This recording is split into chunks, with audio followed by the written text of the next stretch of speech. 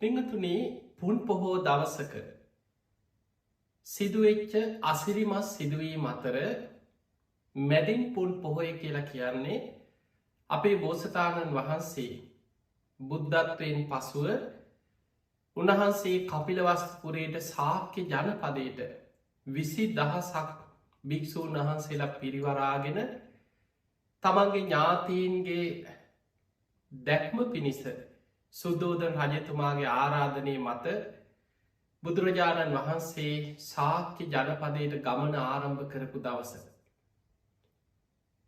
ඔබ දන්නවා සුද්ධෝදන රජතුමා බුදුරජාණන් වහන්සේ බුද්ධත්වයට පත්වෙලා රජගහනුවර වේලු වනාරාමේ වැඩඉන්නවා කියලා දැනගත්තට පස්සේ.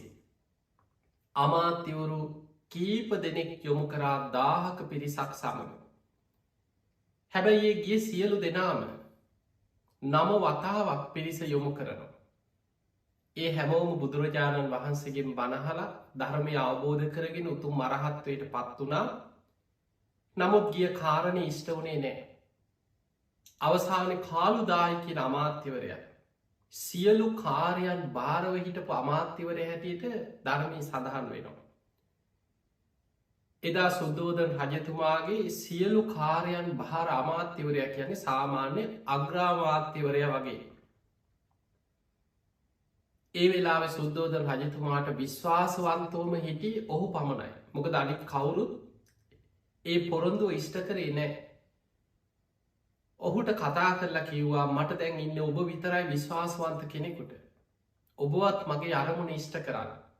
මට කොහොම හරි බුදුරජාණන් වහන්සේ මේ නගරයට වඩම්මල දෙන්න. ඒ වෙලාවේ කාලුදායි අමාත්‍යවරයා සුද්ධෝදන රජතුමාට කෙන රජතුමනි මංගේ කාරණය ඉෂ්ට කරන්න.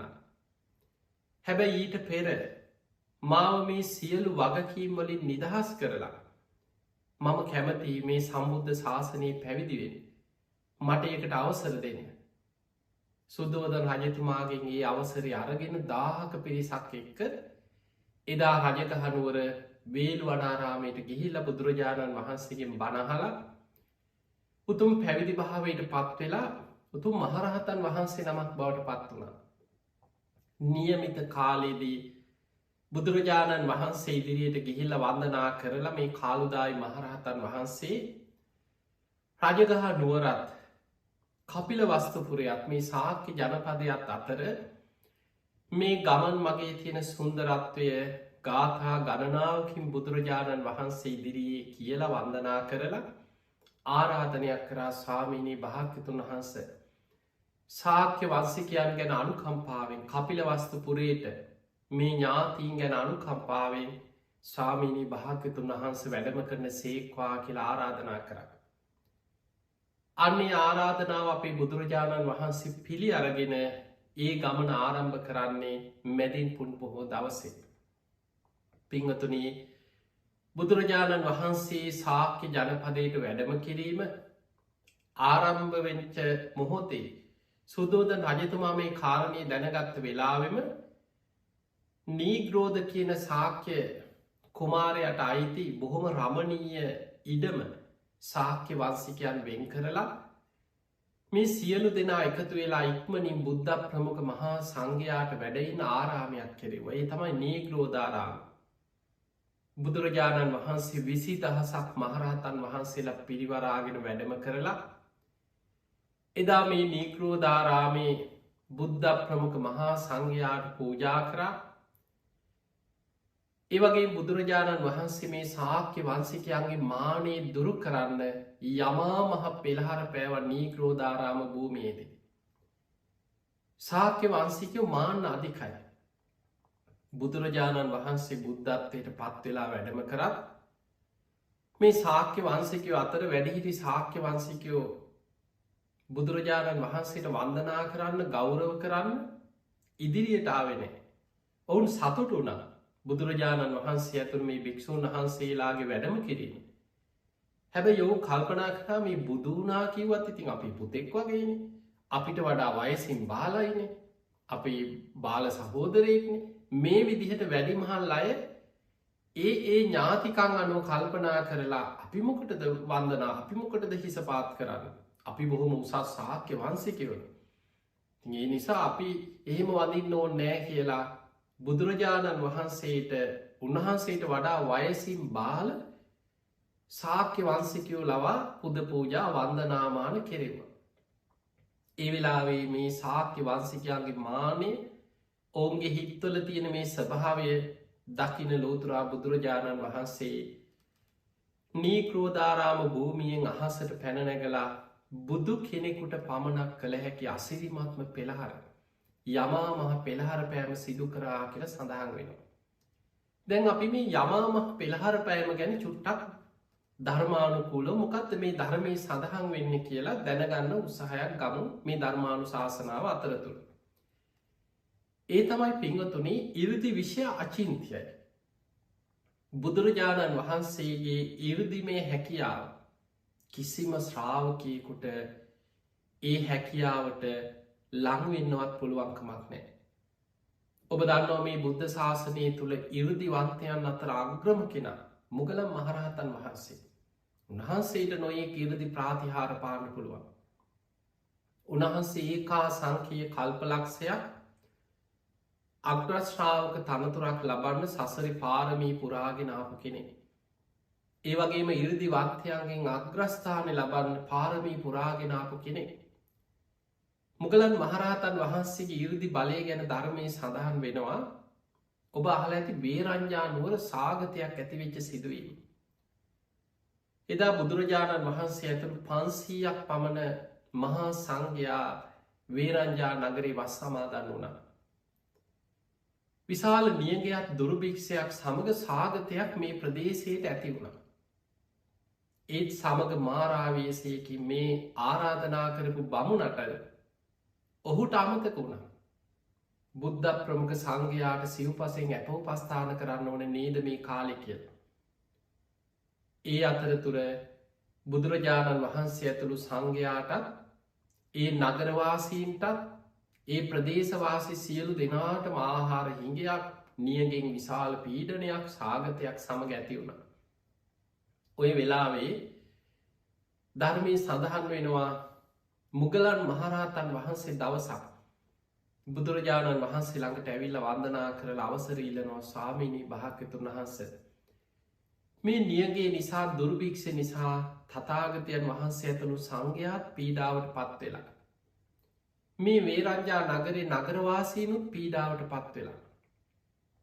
ස්වාමීණී භාග්‍යතුන් වහන්ස මට අවසර දෙනවා නම් මගේ ඉරිදි බලයෙන් මම මේ පෘථිවි පුෂ්ඨය පෙරලලා මේ පොළොව ඇතුළෙ තියෙනවා රස පොළොවක්.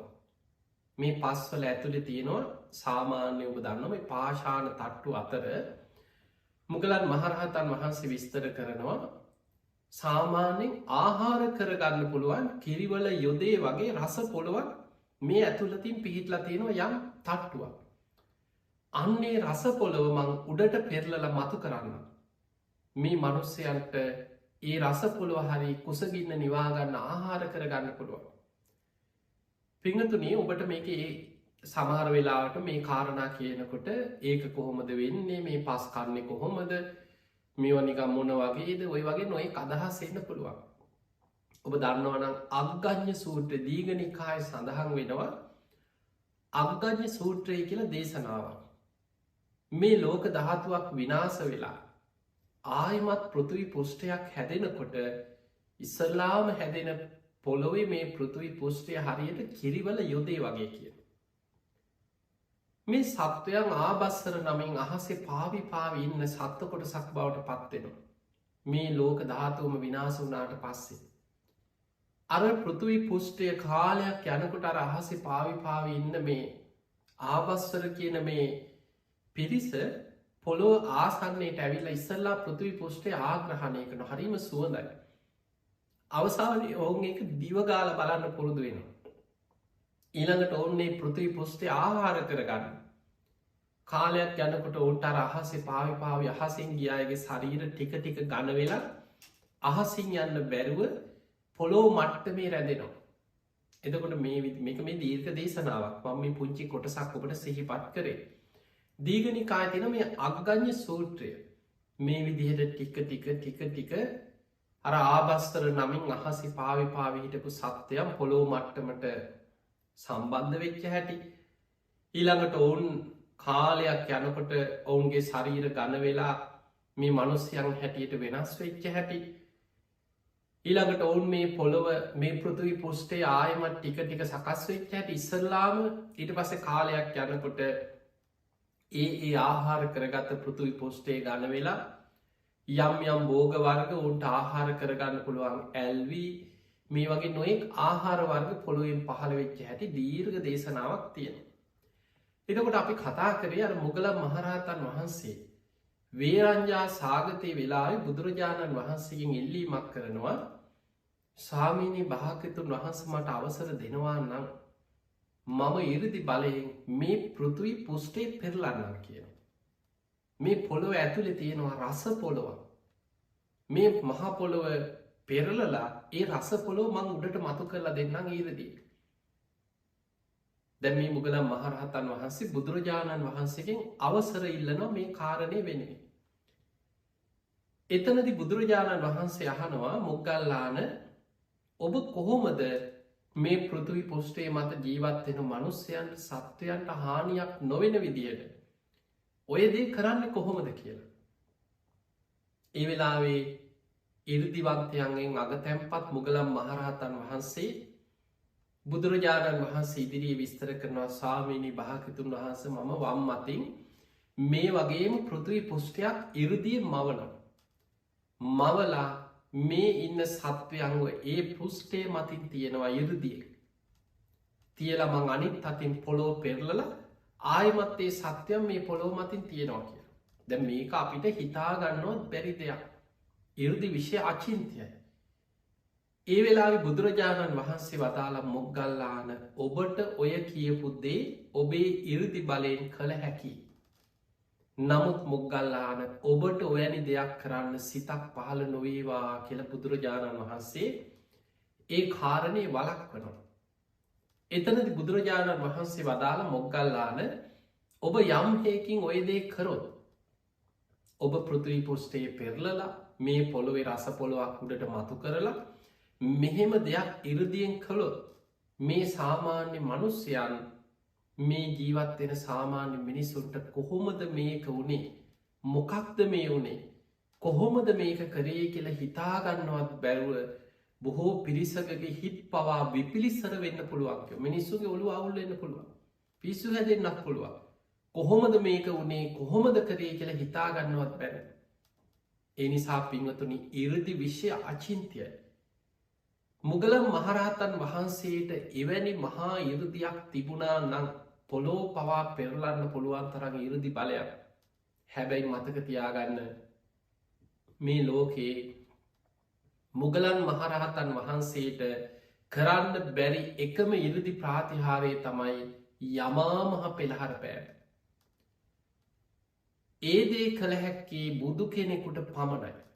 බුද්ධ ශාසනයක ශ්‍රාවකයකුටවත් අග්‍රශ්‍රාවකයන් වහන්සේ නමකටවත් වෙනත් කිසිම පුද්ගලයකුට ශ්‍රාවකයකුට කළ නොහැකි. ලෝතුරා බුදු කෙනෙකුට පමණක් කළ හැකි එකම ප්‍රාතිහාරයක් තමයි අසිරිමත් පෙළහර. ඒ පෙළහර කරනවනං ආයම තවත් බුදු කෙනෙක් පමණයි. ඒ තමයි යමාමහ පෙළහර පෑර. පිංවතුනි බුදුරජාණන් වහන්සේ බුද්ධත්වයට පත්වෙලා පළවෙනි සති අවසානයේ දෙව් බමුන්ගේ සැකදුරු කරන්න උන්වහන්සේ ඒ කාන්තෙන් බුද්ධත්වයට පත්වනා කියලා. මොකද බුදුරජාණන් වහන්සේ බුදුවෙලා සතියක් බෝධි මූලේ ඒ ඉරියව්වම වැඩ සිටිද්දී බොහෝ දෙවි දේවතාවරු අතර හිත දකින්න පුළුවන් දෙවිවරු. මහේශාක්‍ය දේවතාවරු ප්‍රීතිකෝසා කර කර දෙවියන් සතුට වෙනවා. උන්වහන්සේ සම්බුද්ධත්වයට පත් වනා ලෝතුරා බුද්ධත්වයට පත් වනා කියල දෙවියන් ප්‍රීතිගෝසා කරනු. හැබැයි අපි බුදුරජාණන් වහන්සේ බුද්ධත්වයට පත්වෙලා ඒ ඉරියව්වවත් වෙනස් නොකර චතුරංග සමන්නාගත වීරියෙන් බෝධි මූලේ වැඩ සිටිය ඉරියව්වෙන්ම සතියක් බුදු වෙලාත් ඒ බෝධි මූලේම වජරාසනය මත වැඩ සිටිය. අවසානි දවස් ගානක් යනකොට අර සතියක් වෙනකොට සමහර හිත දකින්න බැරි දෙවිවරු සැක සංකා උපදවන්න පටන් ගත්තා. තාම බුදු වෙලා නැතුව ඇති. බුදුනානං උන්වහන්සේ උතනින් නැකිතල වඩිනවනේ. උන්වහන්සේ ඒ විදිහටම වැඩඉන්නේ තාම උන්වහන්සේ වීරිය වඩනවා. තාම වීරිය වඩනවා. ඒ වගේ බොහෝ දෙවිදේවතාරු උන්වහන්සේ ඒකාන්තෙන් බුද්ධත්වයට පත්වනා කියලා ප්‍රීතිගෝසා කරනකට සමහරයට සැක සංකා ඇති වුණ. බුද්ධත්වයෙන් පළවෙනි සති අවසානි බෝධි මූලයෙන් අහසට පැනනැගල බුදුරජාණන් වහන්සේ බුදු කෙනෙකුට පමණක් කළ හැකි යමා මහ පෙළහර පෑම සිදු කරා. අන්න එතනදි තමයි සියලු දෙව් බමුණු ප්‍රීතිගෝසා කරමින් සාධකාර දෙමින් පිළිගත් උන්වහන්සේ කාන්තෙන් බුද්ධත්වයට පත්වෙලා මයි මේ වැඩ සිටිය. උන්වහන්සේ කාන්තෙන් බුද්ධත්වයට පත්වනා කියල පිළිගත්ත.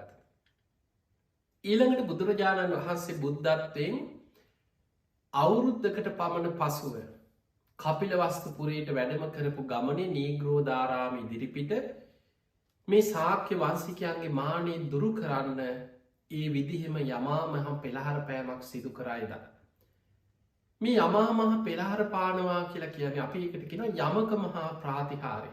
යමා මහ පෙළහර පෑ බුදුරජාණන් වහන්සේ අහසට පැනනැගල උන්වහන්සේ තේජෝ කසිනයටත් ආපෝ කසිනයටත් සමවදිනවා. වේගෙන් සමාපති දෙකට සමවදිනවා. එකින් එකට වෙනස් සමාපත්ති දෙක. තේජෝ කසිනයට සමවදිනකොට උන්වහන්සේට පුළුවන් ගිනි දැල් විහිදුවන්න මේ ශරීරේ. ආපෝ කසිනයට සමවදිනකොට උන්වහන්සේට පුළුවන් ජලදහරා විහිදවන්න මේ ශරීරේ. පිංහතුනේ උන්වහන්සේ ශරීරයෙන් උඩ කොටසෙන් ගිනි දැල් විහිදෝනකොට ශරීරයෙන් යට කොටසෙන් ජලදහරාවල් විහිදුවන. ඊළඟට ශරීරයෙන් යට කොටසෙන් ගිනි දැල් විහිදෙනකොට ශරීරයේ ඉනෙන් උඩ කොටසින් ජලදහරා විහිදෙන. ඒ විදිහට පෙළහර පාලා ඊළඟට ශරීරය වම් පස්සට දකුණු පස්සට බෙදාගෙන ශරීරය වම් පසින් ගිනි දැල් විහිදෙනකොට දකුණු පසින් ජලධාරාවන් විහිදෙන. ඊළඟට වම් පසින් ජලදහරා විහිදෙනකොට දකුණු පසින් ගිනි දැල් විහිදෙන විදිහට ප්‍රාතිහාර පාන. අවසානය බුදුරජාණන් වහන්සේ වම් කනින් ගිනි දැලක් විහිදෙනකොට දකුණු කනින් ජලදහරාවක් විහිදෝ. වම් නාස්පුඩුවෙන් ගිනි දැල් විහිදෙනකොට දකුණු නාස්පුඩුවෙන් ජලදහරා විහිදෙන. අවසානය රෝමකෝපාගින් පවා. ඉතා සියුම්ව ගිනි දැල් විහිදෝමින් ජලදහරා විහිදෝමින් මේ ප්‍රාතිහාරය අහසේ දක්වනකොට බුදු කෙනෙකුට පමණක් කළ හැකි අසිරිමත්ම ප්‍රාතිහාරය. එදා සුද්දෝදන රජතුමා ඇතුළු සාක්‍ය වංසිකයන් සාධු කාරදිදී පුදුමෙන් පුදුමයට පත්වනා උන්වහන්සේගේ මේ ප්‍රාතිහාරි දැකලා. ඊළඟට බුදුරජාණන් වහන්සේ මැදින් පුන් පොහෝ දවසේ මේ සාක්‍ය ජනපදයට වැඩම කරපු ගමන සිදුවච්ච විශේෂ සිදුවීම් අතර බුදුරජාණන් වහන්සේ වැඩම කරලා ඊළඟ දවසේ ඔබ දන්නවා උන්වහන්සේ බුදුවරුන්ගේ මේ ශ්‍රමණයන් වහන්සේලාගේ සම්ප්‍රදාය පින්න පාති වැඩම කිරීම බුදුරජාණන් වහන්සේදා කපිලවස්තුපුර සාක්‍ය ජනපදයේ නගරි පින්න පාති වඩිනු. හැබැයි සුද්දෝදන රජතුමාට ඒක මදිකම මහා මාන්‍යයකින් ජීවත්තච්ච රාජ පරම්පරා අතර පවා සාක්‍ය වංසිකේ බොහොම උසස් කියල හිතාගෙන හිටපු සාක්‍ය වංසිකයන් මේ සිදුවී ආරංචි වුණාට පස්සේ සුද්දෝදන රජතුමා දුවගෙන ගිහිල්ල මහ පාරදිම වැදගෙන අනේ ස්වාමීනී භාග්‍යතුන් වහන්සේ ඇයි අපිට මේ ලැජ්ජ කරන්න. අපි සාක්‍ය වංසික අපි කාගෙන්වත් ඉල්ලගෙන මෙහෙම යැපිච්ච පිරිසක් නෙමෙයි. මේ මාලිගාවල මේ රාජ මාලිගාවල ඇති තරන් සැප සම්පත් භවබෝග ආහාරපාන තියෙද්දි. ඇයි සාමීනී භාග්‍යතුන් වහන්ස මෙහෙම අපිට ලැජ්ජ කරන්න. ඒවිලි බුදුරජාණන් වහන්සේ වදාලා රජතුමනි ඔබේ වන්සේ සාක්‍ය වන්සේ වෙන්න පුළුවන්. නමුත් මන්දැම් බුද්ධ වන්සේට අයිති කෙනෙ. මේ තමයි බුදුරජාණන් වහන්සේලාගේ චාරිත්‍රය. එදා බුදුරජාණන් වහන්සේ පාත්‍රී අතීතියාගෙන ගාථාවකින් සුද්දෝද රජතුමාට දහම් දෙසවා. රජතුමා ඒ බණහලා ඒ මොහොතෙම උතුම් සෝවාන් පලට පත්වන. ඉළඟට තුන්වෙනි දවසේ දෙවනි දවසේ ඊළඟට ඒ වෙලාවේ බුදුරජාණන් වහන්සේට ආරාධනා කරා ස්වාමිනී එහෙමනම් හෙට දවසේ ඉඳන් සංඝයා සමග මාලිගාවට දානයට වඩින්න. ඊළඟට ඒ මාලිගාවට දානයට වැඩම කරපු මොහොතේ බුදුරජාණන් වහන්සේගේම බණහල මහා ප්‍රජාපති ගෝතමී ධර්මාවබෝධය ලැබුණා. තුන්වෙනි දවසේ රාහුල කුමාරයා පැවිදි කරා. ඊළඟට නන්ද කුමාරයාගේ පැවිදි කිරීම. මේ වගේ කාරණා රැසක් සිද්ධ වුණේ බුදුරජාණන් වහන්සේ මේ සාක් ජනපදයට වැඩම කරපු ගමන. මෙන්න මේ කාරණා යෙදිච්ච පුන් පොහෝ දවසක අද දවසේ ඔබ මේ ධර්මය ශ්‍රවණය කරන්නේ පෝය දවසක උතුම් සීලේක පිහිටල ගුණධර්ම ආරක්ෂා කරමින් යම් කිසි කෙනෙක් පුන් පොහෝ දවසේ වෙනදට වඩා උතුම් සීලේක පිහිටල ගුණධර්ම රකිනවද. පිංවතුනී සතරවරන් දෙවියන් පවා මේ ලෝකෙ සැරි සරනවා පෝය දවසට ගුණධර්ම පුරණය ගැන තොරතුරු එකතු කරගෙන යන්න. අද වගේ පොන් පොහෝ දවසක දිවිය ලෝකෙ සිද්ධ වෙන අසිරිමත්ම සිදුවීම් පිළිබඳව දීගනිකායි සඳහන් වෙනවා. ජනවසභ කියන සූටි ජනවසභ කියන බිම්බිසා රජ්ජුරු. බිම්බිසා රජ්ජුරුව මරණයට පත්වෙලා ජනවසභ නමින් දිවිය ලෝක ඉපදුනා.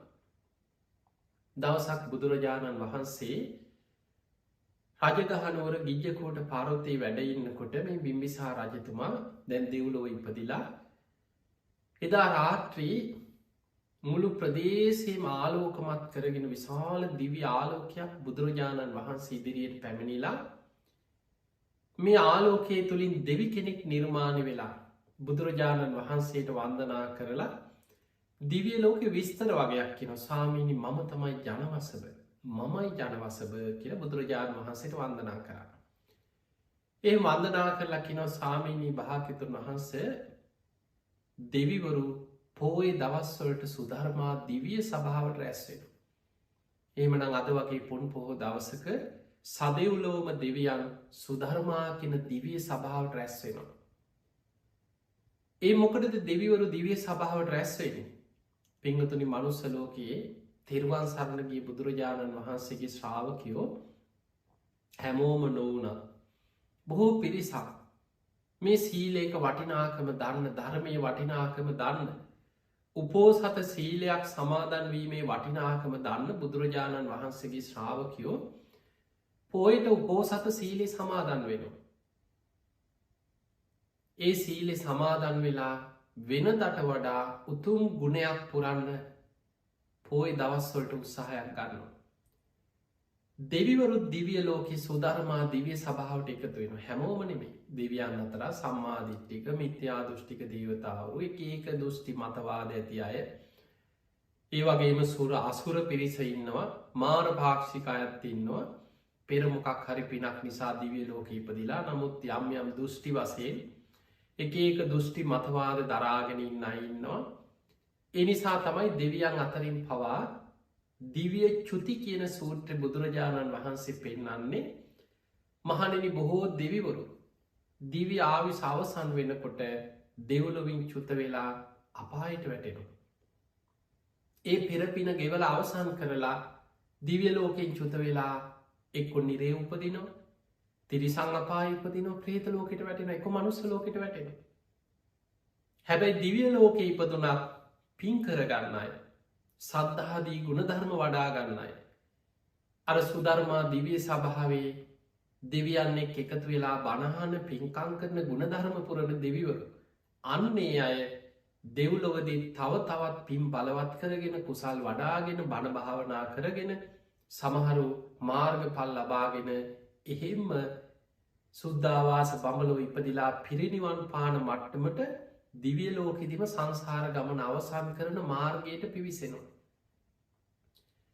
මේ ජනවසභ දෙවියන් බුදුරජාණන් වහන්සේට විස්තර කරනවා ස්වාමීනී භාග්‍යතුන් වහන්ස සුධර්මා දිවිය සභාවට පෝය දවස්වල දෙවිවරු එකතුනාට පස්සේ ඒ දෙවියන්ට බණ කියන්න දහම් දෙසන්න සුද්ධවාස බ්‍රහ්ම ලෝකෙන් සනන්ත් කුමාර කියලා බ්‍රහ්ම දේවතා කෙනෙක් දිවිය ලෝකෙට වැඩම කරන. පිංහතුනී දිවිය තල හයක් ගැන ධර්මය සඳහන් වෙනවා. මේ මනුස්ස ලෝකෙට ආසන්නේ කියන්නේ පොළොව ආසන්නේ ඉන්න දේවතා කොට්ටාසයක් තියෙනවා. උක්ෂ පර්වත විමාන කරගෙන මේ මනුස්්‍යයන් ඇසුරේ පොළොව ඇසුරු කරගෙන ඉන්න දේවතාවරු කොටසක්කින ඒ අයට අපිගෙන බූමාස්ට බූමාටු දේවතාව. ඊළඟට අහසේ විමාන මවාගෙන ඉන්න දේවතාවරුන්න ආකාෂ්ට දේවතාව. එතකොට මේ පොළොව සීමාව ඉදම්ම යුදුම් 42,000ක් දක්වා ඉහළ සීමාව තුළ චාතුම් මහාරාජික කියන දිවිය තලයට අයිති වෙන. එතකොට යුදුම් 42,000ක් ඉහලින් තමයි ඔය චාතුම් මහාරාජික දිවිය තලේ ඉහළ පින් ඇති දේවතාවරු වැඩයි. ඒ අය සතරවරන් දෙවියන් විරෝඩ විරුහ පාක්ෂ වයිශ්‍රවන් රුදරාෂ්ට්‍ර කියන සතරවරන් දෙවියන් යටතේ මේ ලෝකෙ සිව් දිසා පාලනය වෙන දේවතාවරු ගැන ධර්මය සඳහන් වෙන. එතන ඉනම් තවත් යුතුම් 42,000ක් ඉහලින් එකැන පොළොවේ දං යුතුම් 84,000ක් ඉහලින් තවතිසා දිවිය තලේ පිහිට ලතින සක දෙවියන් වැඩඉන්න මේ තවතිසා දෙව්ලෝ. ඊළඟට යාම දිවිය ලෝකයේ තුසිත දිවිය ලෝකයේ නිම්මාන රති දිවිය තලේ පරණිමිත වසවර්ති දිවිය තලේ මේ වගේ සදවුලවක් ගැන සඳහන් වෙනවා. මේ මනුස්ස ලෝකයක් සතරාපායත් දිවිය ලෝක හයත් අයිති කාම ලෝකයට ඇසට පේන ප්‍රියමනාප රූප කනට ඇහෙන ප්‍රියමනාප සබ්ද නාසීට දැනෙන ගඳ සුවඳ දිවට දැනෙන රස කයට දැනෙන පහස මේ පංච කාමයන් තුළ තමයි සැපේ සතුට සොම්නස හොයන්නේ මනුස්්‍යයොත් ඔයි දෙවිවරොත් කාමලෝක ඉන්න පිරිස. ඔය අතර පින්නතුනී කෙනෙක් පංචකාමයක් ඉක්මවල භාවනා කරලා සමාධයක් ඇති කරගෙන දිහාන මට්ටං උපදවාගෙන තිබුණානම් ඒ දිහාන මට්ටං වලට අනුව උපදින රූපාවච්චර බ්‍රහ්ම ලෝක 16ක් ගැන ධර්මය සඳහන් වෙන. දිවිය තලවලට ගොඩාක් ඉහලින් තමයි මේ බ්‍රහ්ම තල පිහිටන්න. එතකොට රූපාවචර බ්‍රහ්ම ලෝක කියලා කියන්නේ පළවෙනි දෙවනි තුන්වෙනි හතරවෙනි කියන මේ රූප දිහාන උපදවලා ඒ දිහාන මට්ටං අනු උපදින බ්‍රහ්මතල 16ක් තියෙන. ඊටත් ඉහලින් තියෙනවා බ්‍රහ්මතල 4ක්. ආකාසානංචායතන විඤ්ඥානංචායතන ආකින්චඥායතන නේව සංඥා නා සංඥායතන කියලා. ඒ බ්‍රහ්ම තලවල උපදින්නේ ඒ අරූප දෙහාන අර රූප දෙහානත් ඉක්මවලා යම් කිසි කෙනෙක් අරූප දෙහාන මට්ටමට හිත භාවනාවෙන් දියුණු කරලා තිබුණා නම් අන්නේ අය අරූපී බ්‍රහ්ම තලවල උපදින. එතකොට මෙන්න මේ අතර සුද්ධවාස බ්‍රහ්ම තල තියෙන. ඔය රූපාවචර බ්‍රහ්ම ලෝක 16 අතර තියෙනවා සුද්ධවාස බ්‍රහ්ම තල 5. අවිහ අතප්ප සුදස්ස සුදස්සී අකනිට කියල ධර්මයේ සඳහන් වෙන. සුද්ධවාස බ්‍රහ්ම ලෝක 5. මේ බ්‍රහ්ම තලවල උපදින්නේ අනාගාමී ඵලයට පත්වෙච්ච උත්තමයන් වහන්සේලා පමණයි. ඔබ දන්නවා මේ ධර්මය අවබෝධ කරගෙන නිවන කරායන ගමනේ සෝවාන් ඵලය සකදාගාමී ඵලය ඊළඟට අනාගාමී ඵලයේ කාමරාග පටිග සංයෝජන සම්පූර්ණය ප්‍රහාණය කරලා සක්කායදිට්ඨි විචිකිච්ඡා සීලපත පරාමාස කියන ත්‍රිවිධ සංයෝජන සමග කාමරාග පටික සම්පූර්ණ ප්‍රහාණය කරපු පිරිස මරණින් මත්තේ උපදින්නේ ඔන්න ඔය කියන සුද්ධවාස බ්‍රහ්ම තලවල. ඒ සුද්ධවාස බ්‍රහ්ම තලවල කෙනෙක් ඉපදුනානම් ආයමත් කාම ලෝකෙට දිවිය ලෝකෙටවත් මනුස්ස ලෝකෙටවත් ආය කාම ලෝකෙට එන්නේ නෑ. අනාගාමී කියන එක අර්ථයත් ඒකයි. අනාගාමින්න ආගාමී ආයමත් කාම ලෝකෙට එන්නේ නෑ කියන අර්ථය. එතකොට මෙන්න මේ සුද්ධවාස බ්‍රහ්ම ලෝකවල ඉපදිලා ඉන්න අනාගාමි උත්තමයන් වහන්සේලා ඒ බ්‍රහ්ම ලෝක තුලදිම පිරිනිවන් පානවා ඉතිරි සංයෝජන ප්‍රහත් එහෙදිම ප්‍රහාණය කරන. රූපරාග අරූපරාග මාන උද්දච්ච අවිජ්ජා කියන ඒ සංයෝජන පහත් ප්‍රහාණය කරලා උතුම් අරහත්වයට පත්වෙලා ඒ සුද්ධවාස බඹලව ඉන්න දේවතාරු එහෙම පිරිනිවන් පාන. මේ අනාගාමී ඵලයට පත්වෙච්ච දේවතාවරු අතර ඉන්න සනන්ත් කුමාර කියන බ්‍රහ්ම දේවතාවුන් වහන්සේ බොහෝම ධර්ම කතික බ්‍රහ්ම දේවතාවුන් වහන්සේ නම. උන්වහන්සේ දිවිය තලයට වැඩම කරනවා සුධර්මා දිවිය සභාවට පෝයි දවසට බණ කිය. අද වගේ පුන් පොහෝ දවසට. අපි මේ මනුස්ස ලෝක ඔබ බණහනවා වගේම දෙවිවරු සුධර්මා දිවිය සභාවට එකතු වෙලා සනන් කුමාර කියල බ්‍රහ්ම දෙවියන්ගෙන් බණහනවා. මේ දීගනිකායි ජනවසභ සූට්‍ර ජනවසභ දෙවියන් බුදුරජාණන් වහන්සේට විස්තර කරනවා ස්වාමීණී භාග්‍යතුන් වහන්ස පෝය දවසට දෙවිවරු කතාවෙන්නේ සතර සතිපට්ඨාන ගැනයි. සුධර්මා දිවිය සභාවට එකතු වෙච්ච දෙවිවරු සාකච්ඡා කරන්නේ සතර සම්යක් ප්‍රධාන වීරිය ගැනමයි. ඒ දෙවිවරු සාකච්ඡා කරන්නේ පංච ඉන්ද්‍රිය පංච බලධර්ම වඩන ආකාරය ගැන. සප්ත බොච්චංග ආර්යෂ්ඨායික මාර්ගය ගැන දෙවියන් සාකච්ඡා කරන. එහෙම නම් මේ සත්තිස් බෝධිපාක්ෂික ධර්ම නිවන කරායන් උපකාර වෙන මේ බෝධි පාක්ෂික ධර්මයන් ගැන තමයි දෙවියන් පවා සුධර්මා දිවිය සභාව එකතු වෙලා ධර්ම සාකච්ඡා කරනවා බණහනවා. මේ සනත් කුමාර කියන බ්‍රහ්ම දෙවියන් දහම් දෙසනකොට මේ දිවිය පිරිස අතර බණහන්න වනත් දැන් ඔබ දන්නවා සාමාන්‍ය සමහරයි ආස ඉස්සරහිම්ම ගිහිල වාඩි වෙලා බණහන්න. හැබැයි ඒ දෙවියන් අතර ආසන පවා දෙවියන්ට අවස්ථාවල් ලැබෙන්නේ ඒ අයගේ පිනේ ප්‍රමාණයට. අර දිවියලෝකයේ බණහන් එකතු වෙන දෙවියන් අතරින් පවා ජනවසභ දෙවියන් බුදුරජාණන් වහන්සේට විස්තර කරනවා ස්වාමීනි ඔය එකතු වෙන දෙවිවරු අතරින් මනුස්ස ලෝකයේ සද්ධාව දියුණු කරලා දිවිය ලෝක ඉපදිච්චාය. සීලේ දියුණු කරගෙන දිවිය තලවල ඉපදිච්චාය. සුත දහම් දැනම හොඳට දියුණු කරලා දිවිය තල ඉපදිච්චාය. ත්‍යාග සම්පත්ති අතහැරීම පුරුදු කරලා දිවිය තල ඉපදිච්චාය. ප්‍රඥාව පුරුදු කරලා දිවිය තල ඉපදිච්චාය. එකැන සේක බ සද්ධහා සීල සුත ත්‍යාග ප්‍රඥා වඩලා ඒවා බලවත් කරලා දිවිය ලෝක ඉපදිච්ච දෙවිවරු අනෙක් සියලු දෙවිවරුන්ට වඩා දිවිය වරණින් බැබලෙනවා. දිවිය තේජසින් බැබලෙනවා. දිවිය බල පරාක්‍රමින් බැබලෙනවා. අන්නේ අය තමයි අනිත් දෙවිවරුන්ට පවා ඉදිරියෙන්ම ඉඳගෙන බැබලෙමින් ඒ අය තමයි කියනවා අර ධර්මය අහනකොට ඒ අයට ලැබෙන අවස්ථාව බොහොම ප්‍රබල අනිත් අයට වඩා. එනිසා පින්වතුනි දෙව්ලොව ඉපදුන දැයි සමහරය ඔබ අහලා තියෙනවා විමානවත්ව කියල ධර්මය සඳහන් වෙනවා දිවිය ලෝක ඉපදිච්ච දෙවිවරුන්ගේ ජීවිත කතා.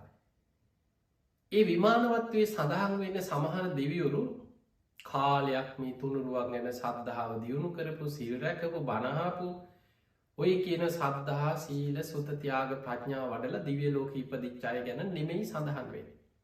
සමහර වෙලාට වතුර ටිකක් පූජ කළ පිපාසින් හිටපු කෙනෙකුට. මරණ මංචක ඒ පින බලවත් වෙලා දිවිය ලෝක උපදින. ඊළඟට පින්ඩ පාතියන ස්වාමීන් වහන්සේ නමකට දානය හැන්දක් පූජ කරනවා. මොකක් හරි අනතුරකින් විපතකින් මරණයට පත්වෙනකොට මතක් කෙන්නේ අර දන්දීපු පින. අනේ මන් දානය හැන්දක් පූජ කරන්නේද කියලා ඒක මතක් වෙලා සාධ ස්වාද කියලා ඒ පින බලවත් වෙලා දිවිය ලෝක උපදිනවා. ඊළඟට ඔය වගේ උක්දණ්ඩක් පූජ කරලා පිට්ටු කෑල්ලක් පූජ කරලා සමහර චෛත්‍යයකට මල් ටිකක් පූජ කරලා. මරණයට පත්වෙනකොට අර මල් පූජ කරපු පින බලවත් වෙලා ඒ මොහොතේ ආසන්න කුසලයක් හැටියට කරපු පිනක් කුසලයක් බලවත් වෙලා තමන්ගේ ජීවිතය කරලා ති බකුසල් යටපත් වෙලා දිවිය ලෝක උපදින දියවරු ගැන සඳහන්වෙන් ඔය විමානවත්වේ සඳහන් වෙන බොහෝ එවැනි දිවි දේවතාවරුන්ගේ කතා. එතකොට ඒ දෙවිවරු පිනක් බලවත් වෙලා දිවිය ලෝක ඉපදුනාට ඒ දෙවියන්ට වඩා දිවිය වර්ණයෙන් දිවිය තේජසින් දිවිය බල පරාක්‍රමෙන් දිවිය සැප සම්පත්වලින් ගොඩාක් බල සම්පන්නයි මනුස්ස ලෝකෙ සද්ධහා සීල සුත ත්‍යාග ප්‍රඥා වඩලා සේක බල ධර්ම පුරුදු කරලා දිවිය ලෝක උපදින දෙවිවරු. එතකොට සනන්ත් කුමාර කියන දෙවියන් අද වගේ පුන් පොහෝ දවසක දිවිය ලෝකෙ සුධර්මා දිවිය සභාවට එකතු වෙලා දෙවියන්ට බණ කියනවා. ඔය දිවිය තලේ දෙවියන් බණ කියනකොට ඒවගේම පෝය දවසේ සිදුවෙන තවත් විශේෂ සිදුවීමක් බුද්ධ දේශනාතර සඳහන් වෙනවා. ඒ තමයි පසළොස්වක පෝය දවසට දිවුරුවේ බණ වගේම සාමාන්‍ය සතර පෝයට දෙවියන් සුධර්මා දිවිය සභාව රැස්වෙලා සක්‍ර දෙවියන්ගේ මූලිකත්වයෙන් යම් යම් දිවිය ගැටලු ප්‍රශ්න විසඳනවා දෙවියන් මනුස්සලෝකයේ තොරතුරු සාකච්ඡා කරනවා මනුස්සයන්ගේ යහපතට උදව් කරන්න පුළුවන් අවස්ථාවක නම් මිනිස්සු ගුණධර්ම රකින අවස්ථාවල දිවුරු උදව්පකාර කරනවා පසළොස්වක පෝය දවසට සතරවරන් දෙවියන් සක්‍ර දෙවියන්ගේ අවසරයෙන් මේ මනුලොව සැරිසරමින් මනුස්සලෝක මිනිස්සුන්ගේ විස්තර සිල්ගන්න ඒවා බණහනේවා පින්කං කරනේවා මිනිස්සු ගුණ ධර්ම දියුණු කරන මේ කටයුතු ගැන විස්තර එකතු කරගෙන යන. ඒ ගිහිල්ල දිවිය ලෝක දෙවියන් අතර ඒවා කියලා ඒ පින් දෙවියන තනමෝදන් වෙන. මේක ධර්මය සඳහන් වෙන කාරණය.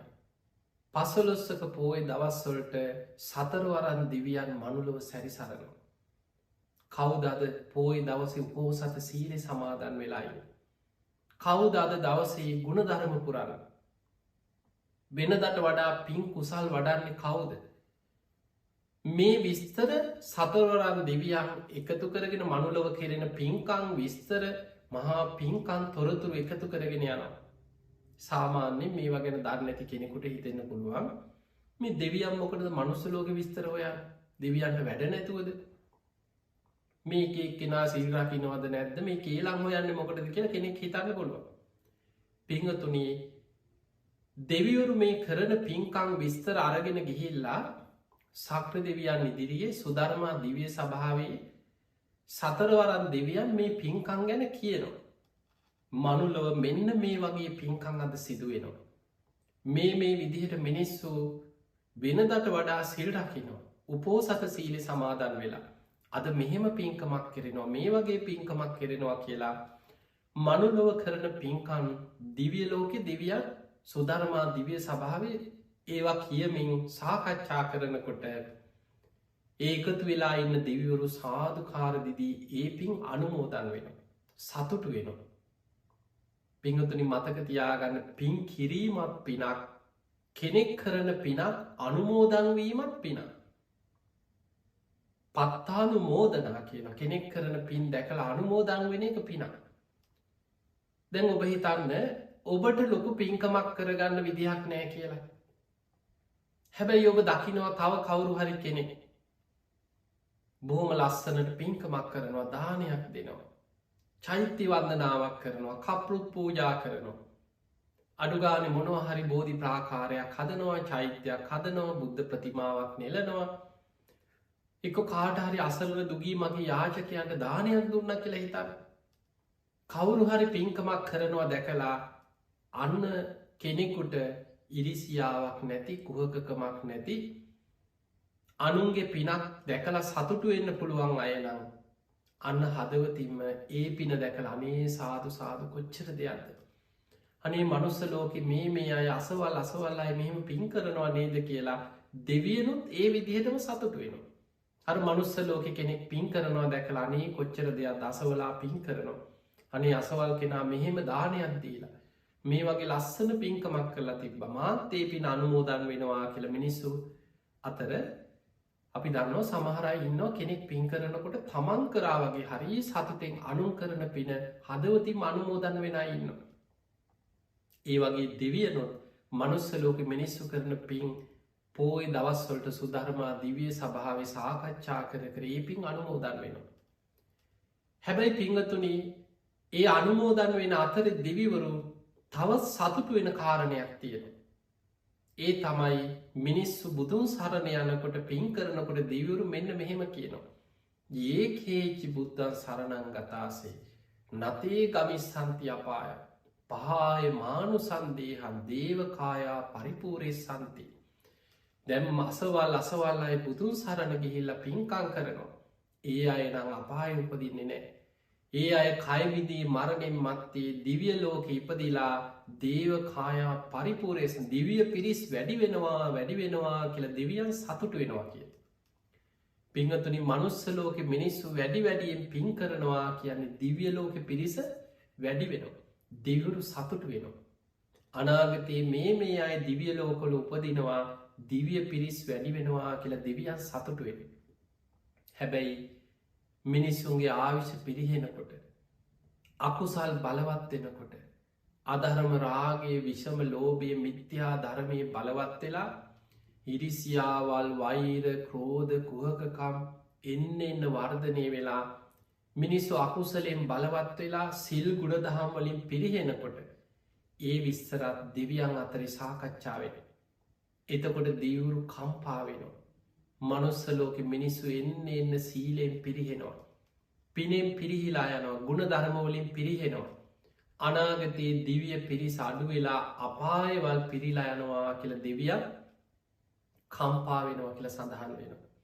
ඒ නිසා ඒ තොරතුරු අරගෙන ගිහිල්ල දෙවිවරු සාකච්ඡා කරනකොට දෙවියම් මිනිස්සුන්ගේ ඇත්ත ස්භාවය මිනිස්සුන්ගේ අකුසල් ගුණධර්මයෙන් පිරිහෙන හැටි මේවා දෙක්කල දෙවියන් කම්පාවෙනවා දෙවියන්ගේ රැකවරණ මනුස්්‍යයන්ට අහිමි වෙන්නේ ඔන්න ඔය නිසා.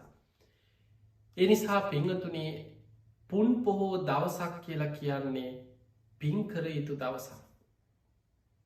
මෙනදට වඩා උපෝසත සීලෙස දැන් උපෝසතය ඔබ සමාදන් වෙනවා කියලා කියන්නේ සාමාන්‍ය දවසට බුදුරජාණන් වහන්සේගේ ගිහි ශ්‍රාවකයා නිත්‍ය සීලෙ තමයි පංච සීලෙ.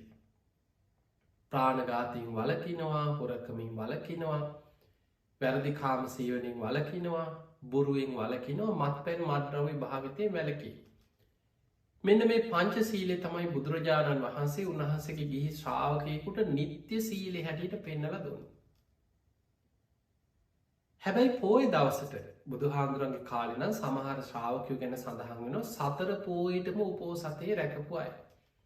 අද අඩුගාන පසොලොස්සක පෝයකටවත් මෙවැන් යුගයක බලන්න සාමාන්‍ය පෝයකට සිල්ගන්න කීයෙන් කී දෙනාද.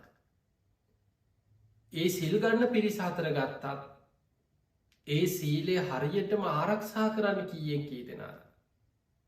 සමහරු හවස් වෙනකොට ඉක්මනට ගෙදර දුවන්න කල්පනා අර පැය කීපයක් හිටිය. ඒ පන්සලට ආවත් අනුන්ගේ අඩුපාඩු කේලම් කාට හරි බනිනවා එතනත් ගැටුමක් හදාගන්න සිල්ගන්නන පිරිස අතරත් මොකක් හරි රණ්ඩුවක් හදාගන්න. සමහරලාට හාමුදුරුවන්ගේ අඩුපාඩු කාගෙ හරි කේලම් ඊළඟට රණ්ඩුවල් අපි එන්න මේ ආයෙන්න මේ පන්සලට අර දායකවික්කත් ප්‍රශ්න හදාගෙන යන මේ අකුසල් පිරිච්ච සමාජය රාග දවේශ මෝහ ඇවිස්සිච්ච විකෘති කෙලෙස් බලවත් සමාජ මනුස්්‍යයන්ගේ ස්භාවී වගේ. පිංහතුනේ ඒ නිසා අපි මේ ජීවත්වෙන්නේ බොහොම භයානක කාලෙක. මෙවැනි යුගයක බුදුරජාණන් වහන්සේගේ ශ්‍රාවකයන් අඩ්ඩුම ගාන මේ බලටික ඇහෙනකොට. ඔබට පන්සලකට ගිහිල් දැන් අපි දන්නවා පහුගිය අවුරුදු දෙක මේ වසංගතයත් එක්ක ගෙවිච්ච කාලේ බොහෝ දෙනෙකුට පන්සල්ලොලට ගිහිල්ලා මිනිස්ව ඒක රාසී වෙලා පින්කං කරන්න ගුණධර්ම පුරන්න සිල් සමාධන් වෙන්න අපිට යම් අසීරුතාවයක් ඇති වුණ.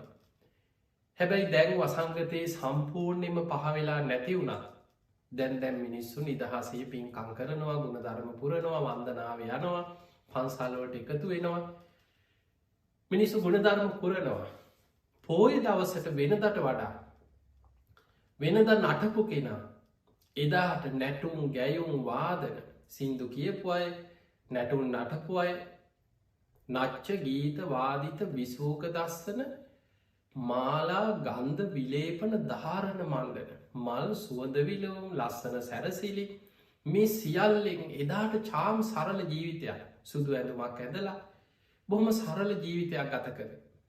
වෙනද හැම වෙලාවෙම බඩකිනේ නේන වෙලාවට හිතෙන වෙලාවට හැම වෙලාම මොනවාහරි කටේදාගෙන කන්නමයි හිත.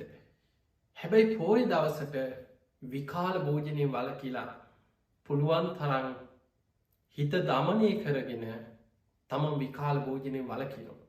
ආහාරය පවා සාමාන්‍ය ආහාර ගන්න වෙලාවට පවා ආහාර ගන්න වෙනද වගේ නෙමේ ප්‍රත්තිවේක්ෂා කරලා නුවනින් විමසලා හොඳට ඒ ආහාරයේ පටික්කුල සංඥාව මෙනෙහි කරමින් තමයි පෝය දවසකට වෙනදට වඩා උතුම් සංවර සිල්වත් දමනයක් උත්සාහයක් ගන්න ජීවිතය පුරුදු කරගන්න.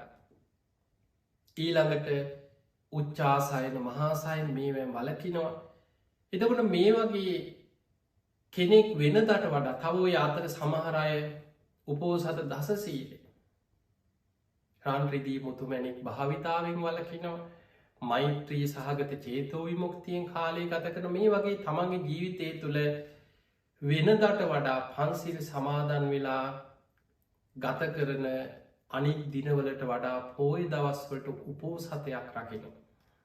අංගුත්‍රනිකායි සඳහන් වෙනවා බුද්ධංග උපෝසත සූත්‍රයේ විසාකා උපෝසත සූත්‍රය වගේ උපෝසත කියලා සූට දේශන ගණනාවක් බුදුහාමුදුරු විස්තර කරනවා. ඒ දේශනාව ධර්මය සඳහන් වෙනවා පෝය දවස කියන්නේ රහතන් වහන්සේලා අනුගමනය කරමින් ගුණධර්ම පුරණ දවසක්. බුදුරජාණන් වහන්සේගේ ශ්‍රාවකයන් ගිහි ශ්‍රාවකයන් පෝය දවසට වෙනදට වැඩි උතුම් සීලේක සමාදන් වෙලා ගුණධර්ම පුරණ. ඉතිගේ නිසා ඔබ අද මේ පුන් පොහෝ දවසේ මේ බණහනවා වගේම ඔබේ හිත රැකගන්න. කය වචනය උපරිම සංවරකමක් ඇති කරගන්න. අද දවස පුරා බුදුගුණ සිහි කරන්න. මෛත්‍රිය වඩන්න. සද්ධහා සීල සුතතියාග ප්‍රඥාදී ගුණධර්ම දියුණු කරගන්න දක්ෂවේ. තින් එහෙම නං ඔබ හැම දෙනාටම අද මේ පුන් පොහෝ දවසේ අපි ආශිර්වාද කරනවා ඔබ හැම දෙනාටම සද්ධාදී ගුණධර්ම දියුණු කරගෙන සද්ධහා සීල සුතතියාග ප්‍රඥා වඩාගෙන උතුම් වූ ධර්මයම දියුණු කරගන්න ධර්මයම අවබෝධ කරගන්න වාසනාව ලැබේවා ලැබේවා. ඔබ කරන පින්දහම් ඔබේ සීලාදී ගුණධර්ම සුධර්මා දිවේ සභාව දෙවිවරු පවා සාධකාරදිදී සතුටුවමි අනුමෝදන් වෙන විදිහ පින්දහම් ඔබේ ජීවිතය තුළ රැස් කරගන්න ඔබට වාසනාව ලැබේවා. ඒ සියලු දෙවියන්ගේ පිහිට රැකවරණ ආශිර්වාදය ඔබ හැම දෙනාටම ලැබේවා ලැබේවා ලැබේවා කියල අපි ආශිර්වාද